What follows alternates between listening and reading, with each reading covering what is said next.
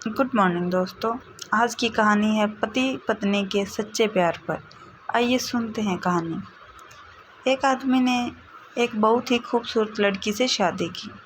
शादी के बाद दोनों की ज़िंदगी बहुत प्यार से गुजर रही थी। वह उसे बहुत चाहता था और उसकी खूबसूरती की हमेशा तारीफ़ किया करता था। लेकिन कुछ महीनों के बाद लड़की चर्म रोग से ग्रसित हो गई और धीरे धीरे उसकी खूबसूरती जाने लगी।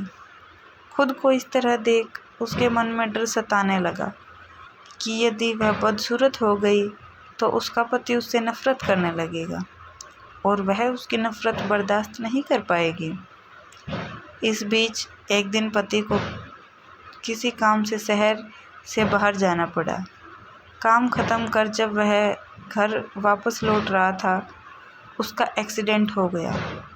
एक्सीडेंट में उसने अपनी दोनों आंखें खो दी, लेकिन इसके बावजूद भी उन दोनों की ज़िंदगी सामान्य तरीके से आगे बढ़ती रही।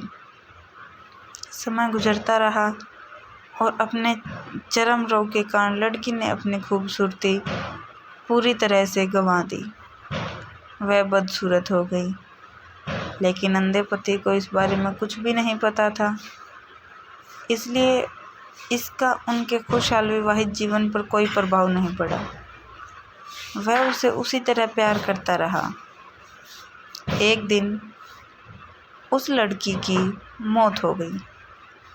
पति अब अकेला हो गया। वह बहुत दुखी था। वह उस शहर को छोड़कर जाना चाहता था। उसने अंतिम संस्कार की सारी क्रियाविधि पूर्ण की और शहर छोड़कर जाने लगा। तभी एक आदमी ने पीछे से उसे पुकारा और पास आकर कहा, अब तुम बिना सहारे के अकेले कैसे चल पाओगे? इतने साल तो तुम्हारी पत्नी तुम्हारी मदद किया करती थी। पति ने जवाब दिया, दोस्त, मैं अंधा नहीं हूँ। मैं बस अंधा होने का नाटक कर रहा था, क्योंकि यदि मेरी पत्नी को पता चल जाता कि मैं उसकी बदसूरती देख सकता हूँ तो यह उसके रोग से ज़्यादा दर्द देता। इसलिए मैंने इतने साल अंधे होने का दिखावा किया।